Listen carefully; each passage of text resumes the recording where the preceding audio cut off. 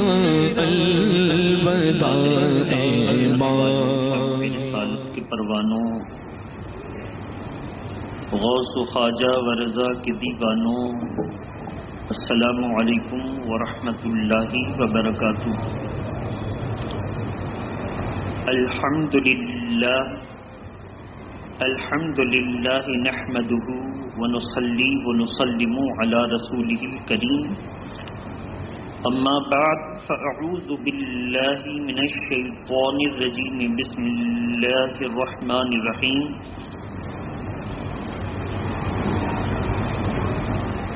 یا ایھا الذین آمنوا اذا نودی للصلاة یوم الجمعۃ فاسعوا الی ذکر اللہ وذروا البیع،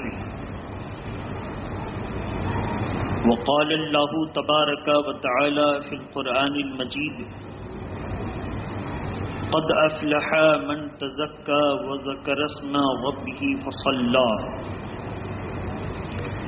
صدق اللہ العلی العظیم وبلغنا رسولہ النبی الامین المتین الکریم۔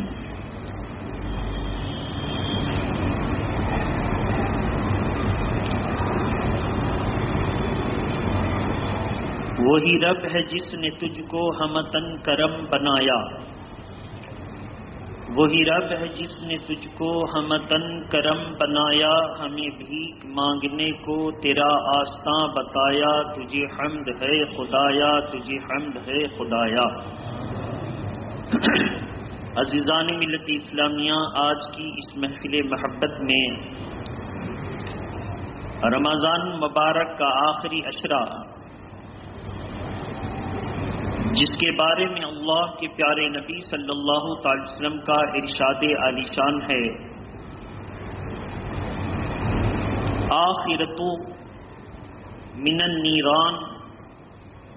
اللہ تبارک تعالی کا فرمان ہے جسے حدیث قدسی میں شامل کیا گیا ہے اور خطبے میں پڑھا جاتا ہے، وہ آخرہ من النیران، اس کا آخری عشرہ جہنم سے آزادی کا ہے۔ صحابہ نے پوچھا کہ یا رسول اللہ، آپ نے فرمایا کہ آخری رمضان کے آخر میں محنت کو مزدوری دی جاتی ہے، تو کیا وہ 27ویں شب ہے یا 27ویں رمضان مبارک کا دن ہے؟ اللہ کے پیارے نبی نے ارشاد فرمایا کہ نہیں، جب مزدور اپنی مزدوری کر لیتا ہے تو اس کو اجرت دی جاتی ہے، یعنی پورا رمضان گزرنے کے بعد جب عید کی رات آتی ہے تو اللہ تبارک تعالی رمضان کے اختتام اور عید کی رات میں انعامات بانٹتا ہے، اس لیے اس رات کو لیلۃ الجائزہ کہتے ہیں۔ وہ انعام بٹنے والی رات ہے، تو جس کے روزے مقبول ہو گئے اللہ کی طرف سے وہ انعام پاتا ہے، اور مزدور جب اپنی مزدوری مکمل کر لیتا ہے تو اس کو انعام دیا جاتا ہے، یہ کہ وہ انعام کا مستحق قرار دیا جاتا ہے۔ لہذا خوش نصیب ہیں وہ دنیا کے مسلمان جنہوں نے ایمان کے تقاضے کو مد نظر رکھتے ہوئے قرآن کے ارشاد یا ایھا الذین آمنوا کتب علیکم الصیام پر عمل کیا۔ یہ روزہ رکھنے کا حکم کسی اور کو نہیں ہے، روزہ رکھنے کا حکم صرف مومن کو ہے۔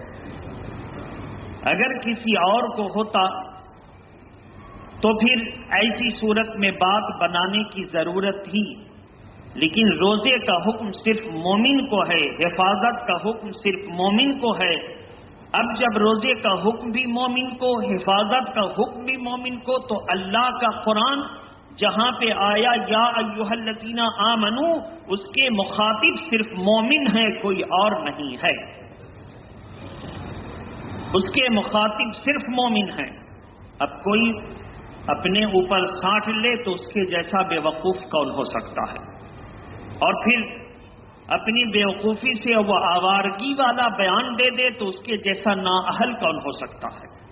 بہرحال قرآن کا ارشاد صرف مومن کے لیے ہے، اور مومن ہی کو اس کو سننا ہے. محبت کے ساتھ درود شریف پڑھیں. اللہم صلی علی سیدنا شفینا حبیبنا مولانا محمد وآلہ واصحابہ وبارک وسلم.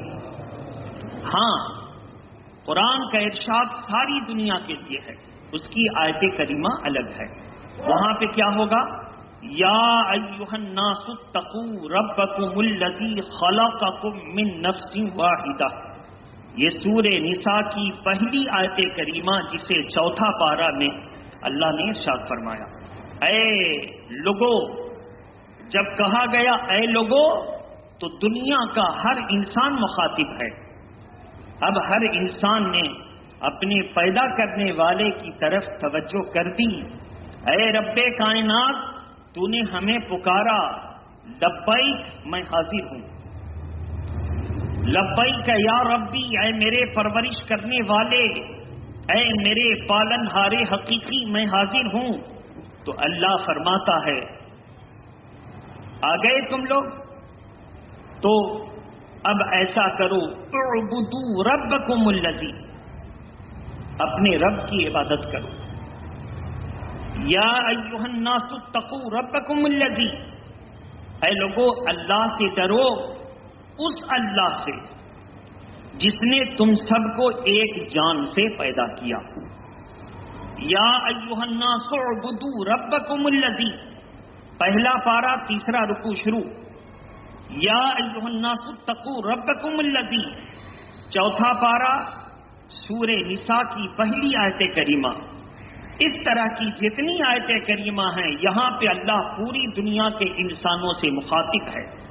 اور کہیں فرماتا ہے لا الہ الا انا فاعبدنی، سن لو میرے علاوہ کوئی معبود نہیں ہے، اس کی اگر عبادت کرو تو صرف اللہ کی عبادت کرو. عبادت کرو. اب دیکھیے عبادت فی الشرک یا عبادت بالشرک کتنا بڑا وبال ہے کہ ایک آدمی ذہن بناتا ہے کہ ہم کو روزہ رہنا اللہ کے لیے، لیکن وہ منہ سکھا کر ہے، بات بات میں اپنے روزے کا اظہار کر رہا ہے. گفتگو کسی کی چلی تو کہا کہ ہم نہ بولے، ہم روزہ بنی. مطلب کسی طرح بھی عوام کو دکھانا چاہتا ہے کہ ہم روزے سے ہیں. تو ایسی صورت میں فرمایا گیا جب تو روزہ ہے اور روزہ اللہ کے لیے، تو تو نے جو اپنے روزے کو دوسرے پر ظاہر کیا اور ترکیب لگا لگا کر کے ظاہر کیا، تو یہ بتانا چاہتا ہے نا کہ تو متقی ہے، تو تیرا روزہ دوسرے کے لیے ہو گیا، اب اللہ کے یہاں اس کی کوئی جزا نہیں ہے. اس لیے فرمایا کہ روزے کی حفاظت کرو.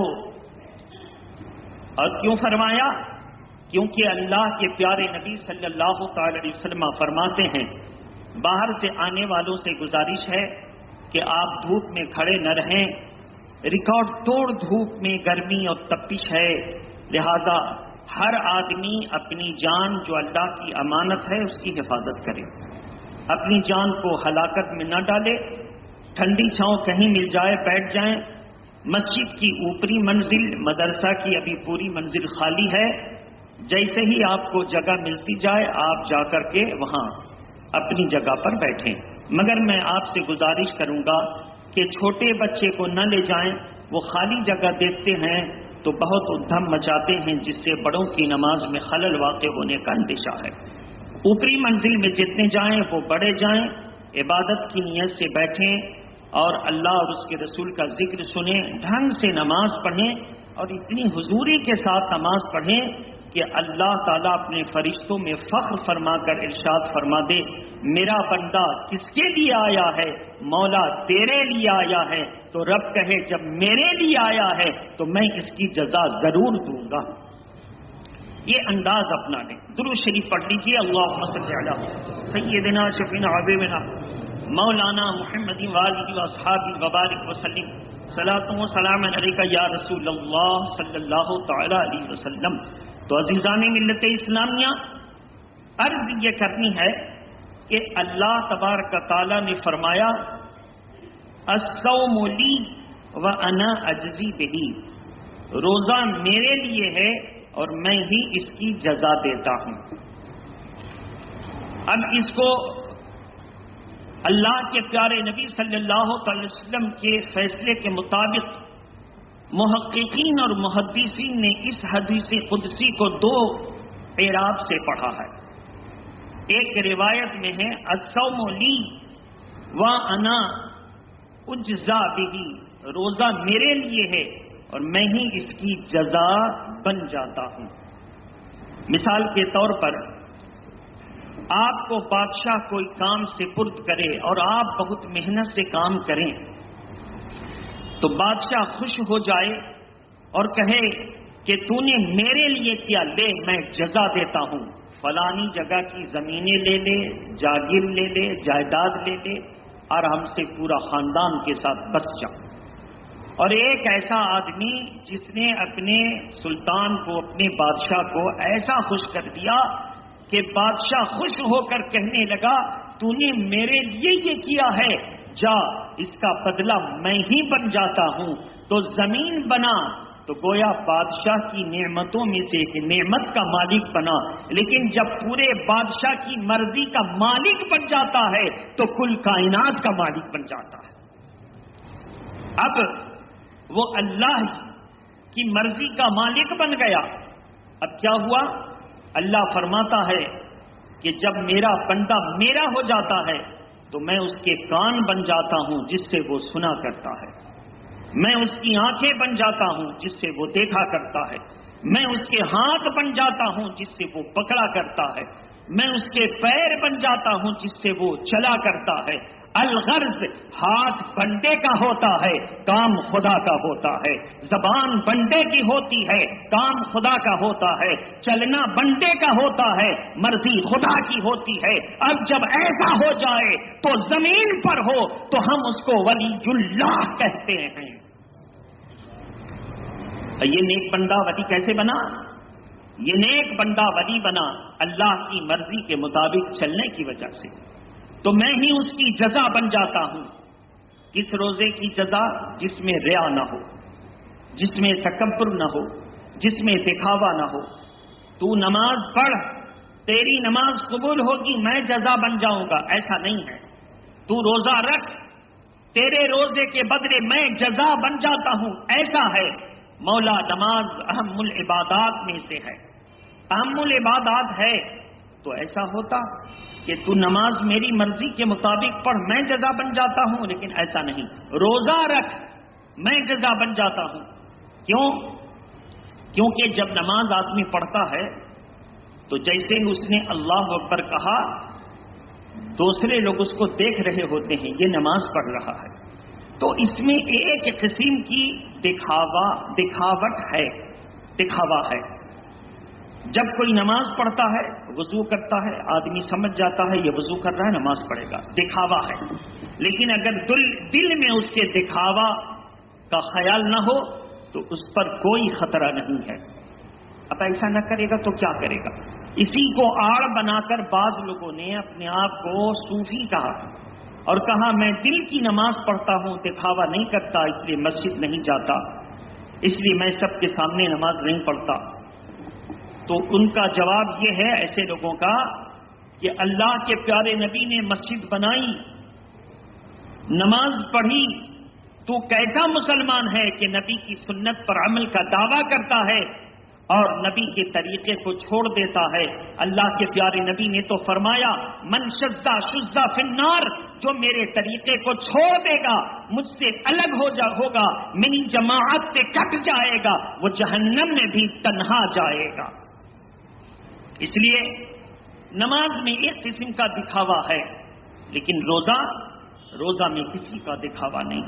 آدمی روزہ رکھ کر ہے، جب تک وہ اشارے کنایے سے یا واضح طور پر نہ بتائے کہ میں روزہ ہوں، اگلا نہیں جانتا کہ آپ روزے سے ہیں۔ بہت سے لوگ ایسے روزے دار چہرہ حشاش پرشاش پکڑ نہیں پائیں گے کہ وہ روزہ سے ہے، مگر وہ روزے سے رہتا ہے۔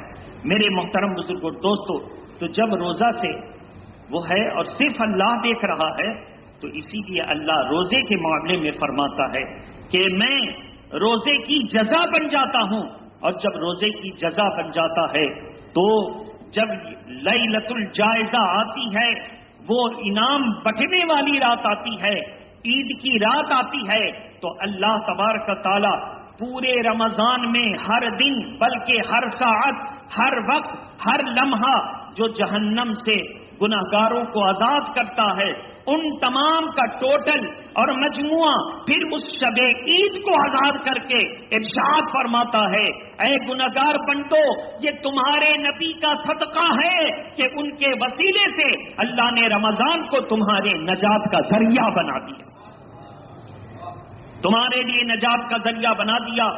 تبھی تو میرے آقا نے فرمایا، اس شخص کی ناک خاک آلود ہو، مطلب یہ ہوتا کہ وہ ذلیل و رسوا ہو۔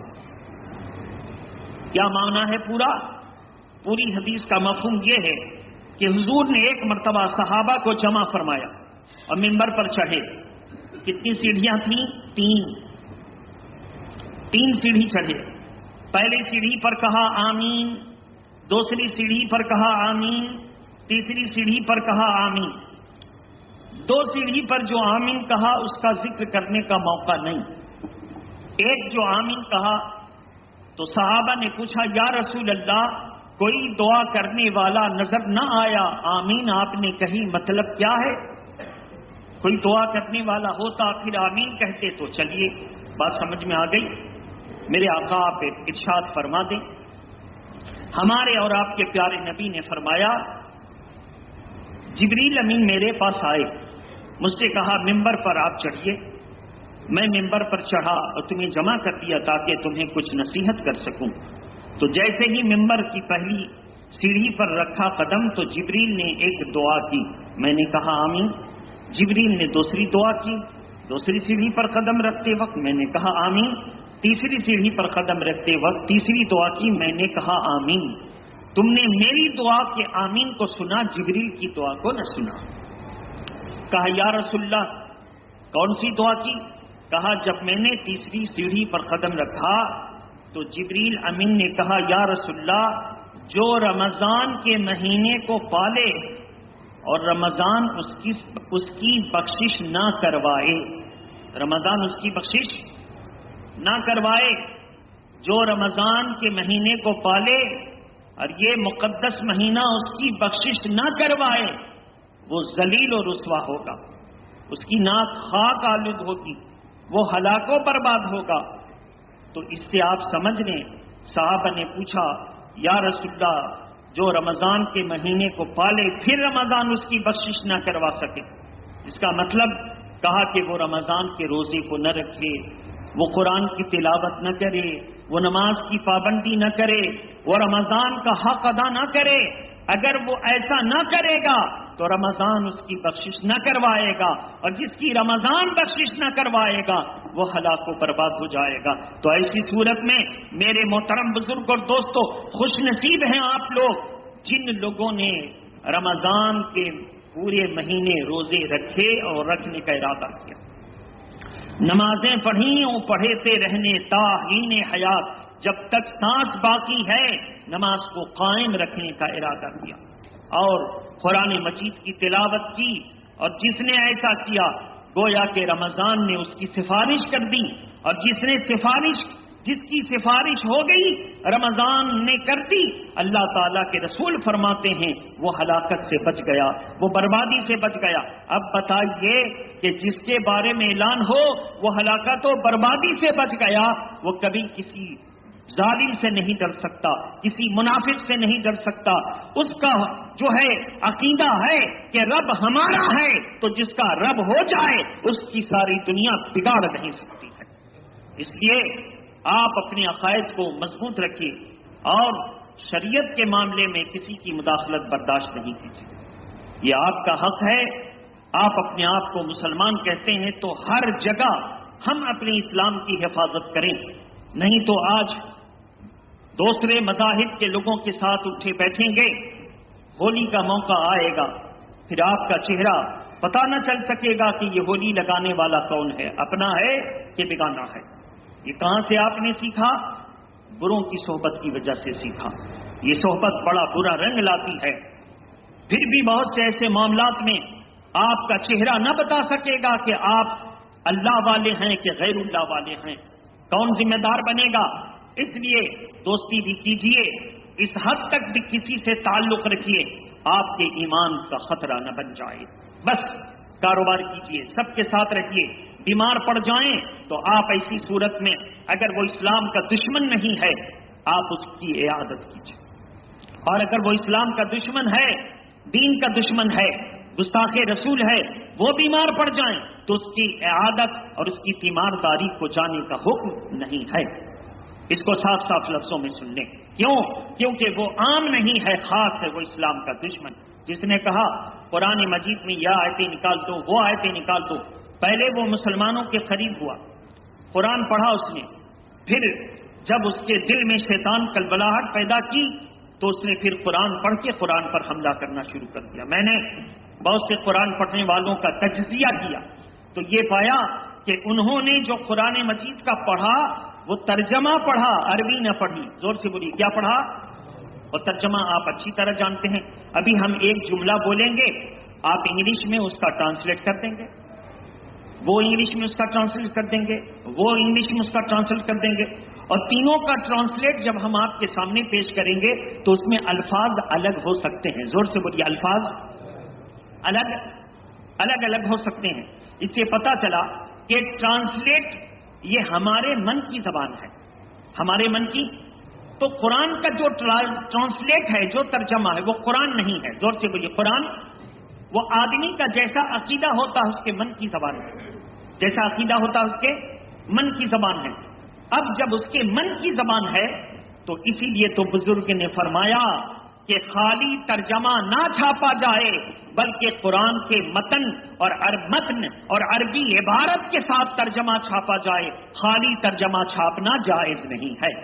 بولی خالی ترجمہ، اب کوئی غیر مسلم خالی ترجمہ چھاپ دے اور اس کو ہم شریعت کا حکم بتائیں تو مولانا صاحب نے میرے خلاف کہا. میرے خلاف نہیں، قانون ہے. قرآن کا ترجمہ کسی زبان میں ہو نہ چھاپا جائے. دو وجہ سے، ایک تو قرآن کا ترجمہ چھاپ دے گا تو لوگ اس کی عزت نہ کریں گے، وہ سوچیں گے ہماری زبان میں ہے، وہ اپنا کریں گے. دوسرا یہ کہ قرآن کو اصل متن سے نہ چھاپنے کی وجہ سے آدمی کچھ کا کچھ پڑھ لے گا اور کبھی اس کو کمپیئر کر کے نہ دیکھے گا، ملا کر کے نہ دیکھے گا اور گمراہ ہو جائے گا. اس لیے جہاں چھاپا جائے قرآن کے ترجمہ کے ساتھ. تو ایسی صورت میں جن لوگوں کے ہاتھوں میں صحیح ترجمہ قرآن ملا، اعلی حضرت کا ترجمہ قرآن تفاسیر کے ساتھ بہت ساری مختلف زبانوں میں، کسی نے مجھ کو بتایا 200 زبانوں میں آ چکی ہیں. کتنی؟ 200 زبانوں میں. اور بنگلہ تو میں نے دیکھا ہے، ہندی بھی میں نے دیکھا ہے، انگلش بھی میں نے دیکھا ہے، اردو ترجمہ بھی میں نے دیکھا. یہ 4 تو میری نظر سے گزر گیا اور کچھ میرے موبائل وغیرہ میں ہے. جن صاحب کو اگر چاہیے، اگر مل گیا اس میں تو ہم ضرور بھیج دیں گے.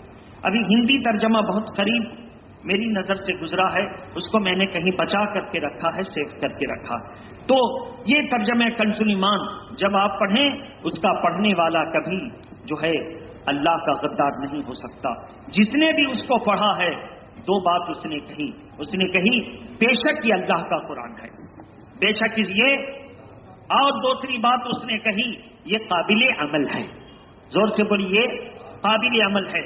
مجھ کو آپ کے ایک بڑے لیڈر کا وہ واقعہ یاد آ رہا ہے کہ اس نے سابرمتی جیل میں انگریزوں کے آندولن کے زمانے میں گاندھی نے کہا تھا کہ تم دنیا میں جتنا سسٹم لاؤ،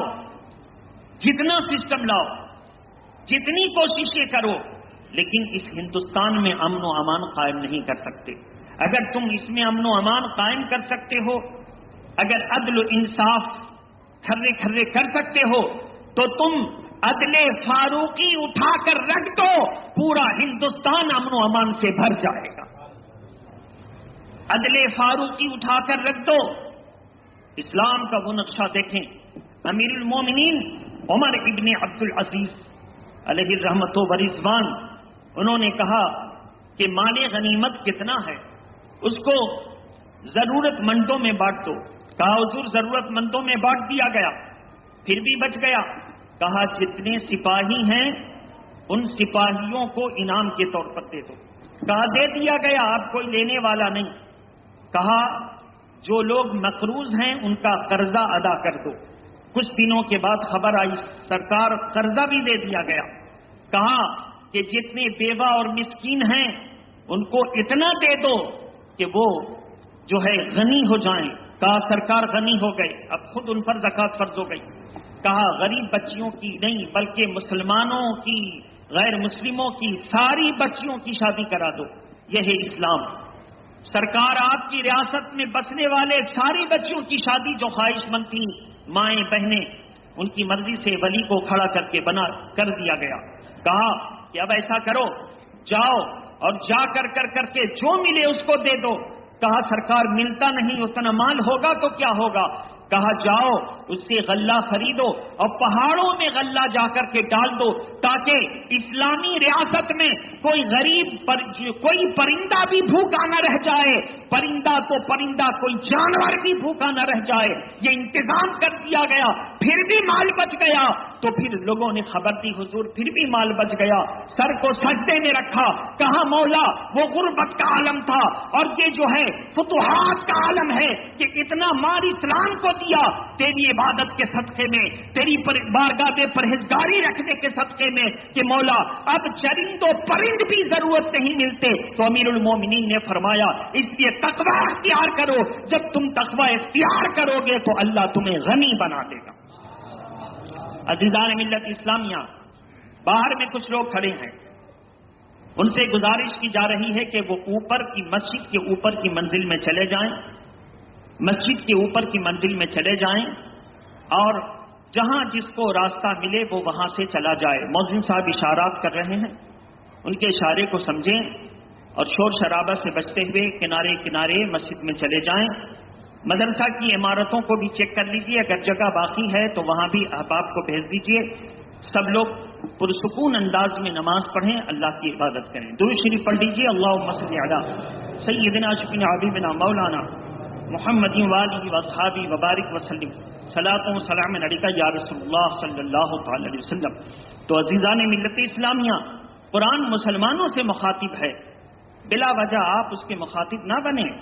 قرآن مسلمانوں سے مخاطب ہے، تم متقی بن جاؤ، تم پرہیزگار بن جاؤ، تم اپنے اندر تقوی پیدا کر لو، اور جب تم ایسا کر لو گے تو ہم تم کو غیب سے روزی دیں گے، اتنا دیں گے کہ تم شمار تک نہیں کر سکو گے۔ ان تعدوا نعمت اللہ لا تحصوها، تم اللہ کی نعمتوں کو گننا چاہتے ہو تو تم کاؤنٹ نہیں کر سکتے، گن نہیں سکتے۔ یہ اللہ کی نعمتیں ان کاؤنٹ ہیں، اس کو کوئی شمار نہیں کر سکتا۔ تو بہرحال، اور اب آج 27 رمضان المبارک ہے اور اور جمعۃ الوداع بھی ہے۔ ایک مسئلہ بتا دیں، اگر کسی جمعہ کو وداعی خطبہ نہ ہو تو آپ دل میں برا نہیں مانیں گے، اس لیے کہ الوداعی خطبہ پڑھنا یہ علماء نے آپ کے جذبے کو نماز کی طرف مبذول کرنے کے لیے لکھا ہے۔ کیا ہے؟ لکھا ہے، تاکہ الوداع کے نام پر کسی بہانے آپ آ جائیں۔ لیکن یہ لازم و ضروری نہیں ہے کہ آخری رمضان مبارک کے جمعہ میں خطبہ الوداعی ضرور پڑھا جائے۔ یہ پڑھا جائے، ذرا دل کو اچھا لگتا ہے، اور اگر پڑھا گیا تو آپ یقینی طور پر صرف سنیں، اڑا دیں نہیں۔ رمضان شریف کے مہینے کے رخصت ہونے پر دل سے آپ روئیں، گڑ گڑائیں، آپ کہیں کہ آیا تھا ہماری بخشش کروانے کے لیے، اب یہ مہینہ رخصت ہو رہا ہے، اور یہ یاد کر کر کے روئیں۔ اگر رمضان کی آمد پر خوشی ہوئی اور رمضان کے مہینے کے جانے پر اگر آپ کے آنسو گرے اور دل سے آپ روئے تو ہمارا یقین ہے کہ اللہ ان آنسوؤں کو ضرور قبول فرما لے گا، ہے نا، ضرور قبول فرما لے گا۔ تو ہم لوگ مل جل کر کے چلیں۔ ہم لوگ بہت طرح سے پریشان ہیں، ہم پریشان نہیں ہیں، ہم کو اپنے رب پر بہت یقین اور بھروسہ ہے کہ جب کوئی کسی کا ہوتا ہے تو حکومت اس کی مدد کرتی ہے۔ ہم تو اللہ کے دین کا کام کر رہے ہیں، یقیناً اللہ ہماری مدد فرمائے۔ ہم کو فکر نہیں اور آپ کو بھی ٹینشن لینے کی کوئی ضرورت نہیں، نہ ہم نے کبھی کسی کو خاطر میں لایا تھا نہ ہم لاتے ہیں، سیدھی سیدھی بات ہے۔ بہرحال اب جب عید کے دن آپ آئیں گے توجہ سے سن لیجئے، تو سب سے پہلے آپ غسل کریں گے اور جتنی جلد ہو سکے پہلے حضور کا فرمان سنیے۔ اللہ کے پیارے نبی صلی اللہ تعالی علیہ وسلم نے فرمایا آج سب سے پہلے میں فجر کی نماز ادا کروں گا۔ کیا کروں گا؟ فجر کی نماز ادا کروں گا، اور نماز کے بعد صدقہ فطر ادا کروں گا، اور اگر صدقہ فطر نماز کے بعد نہ دے سکیں تو الگ کر کے رکھ دیں۔ زور سے بولیے، الگ کر کے، تو کم سے کم الگ تو کر دیا، الگ کر کے رکھ دیں، پھر آپ مستحق کو پہنچا دیں۔ میرے پاس بھی 6 جگہوں سے ذمہ داری ملی ہے، 6 جگہوں کی خیال کرتے ہوئے آپ اگر آپ کا دل بھرے تو آپ دیں، سیدھی سیدھی بات ہے۔ اور دیں تو کس نیت سے؟ امام صاحب کو میں نے وکیل بنا دیا، آپ میرا روپیہ پہنچا دیجیے، یہ ہے طریقہ۔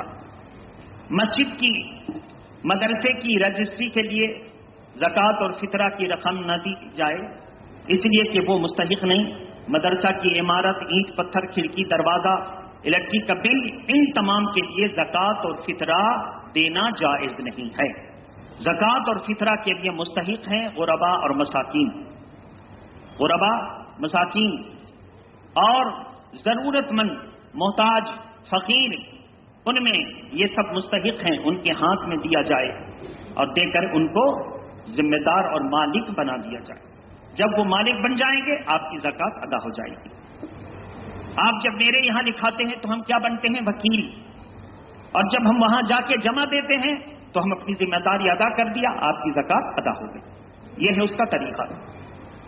بہرحال تو اگر مدرسہ کی رجسٹری کے نام پر کوئی زکوٰۃ کی رقم وصولے، یہ جائز نہیں ہے، وہ پھر ہیر پھیر کر کے ادھر ادھر کرے گا اور آپ کو بتا دے گا کہ ہم نے ایسا کیا، اور پھر اس مدرسے کا جب ہیر پھیر کر کے رجسٹری کی گئی اور بنیاد رکھی گئی تو پوری زندگی وہ مدرسہ اسلام کے خلاف کام کر دے گا، جس کی بنیاد کی زمین ٹیڑھی پوری عمارت ٹیڑھی۔